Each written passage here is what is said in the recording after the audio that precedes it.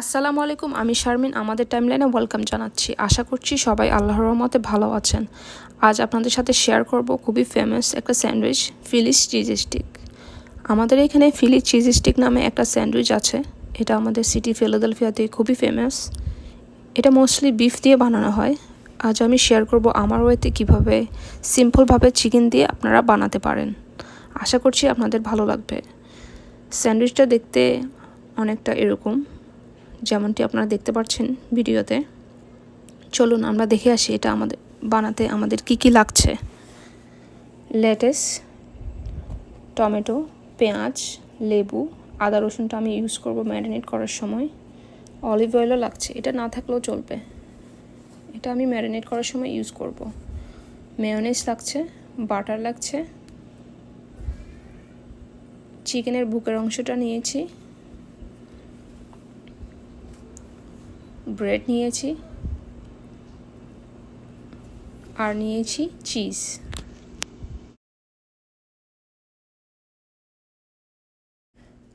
লেটুসটা আমি এভাবে কেটে নিয়েছি একটু শ্রেডেড করে, চিকন করে।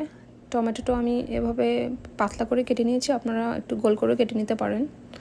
পেঁয়াজটা একটু মোটা মোটা করে কেটে নিয়েছি, কারণ এটাকে আমি ক্যারামেলাইজ করব। চিকেনটা দেখতে পাচ্ছেন, চিকেনটাকেও আমি একটু করে পাতলা করে কেটে নিয়েছি। আপনারা চাইলে আরও পাতলা করতে পারেন।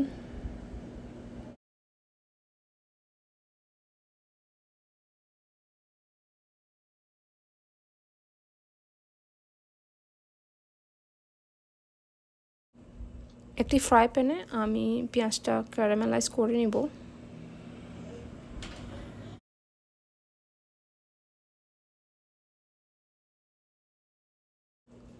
চিকেনটা ভাজার জন্য আমি 2 টেবিলস্পুন বাটার দিয়েছি। আমি এবার চিকেনটা দিয়ে দিচ্ছি। চিকেনটা আমি একটু হালকা ব্রাউন করে ভেজে নেব।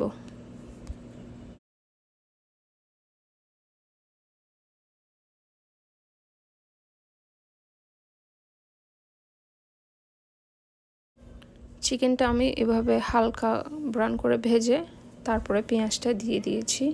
আপনারা চাইলে আরেকটু ব্রাউন করে নিতে পারেন, আর একটু পেঁয়াজটাকে আর একটু ক্যারামেলাইজ করে নিতে পারেন।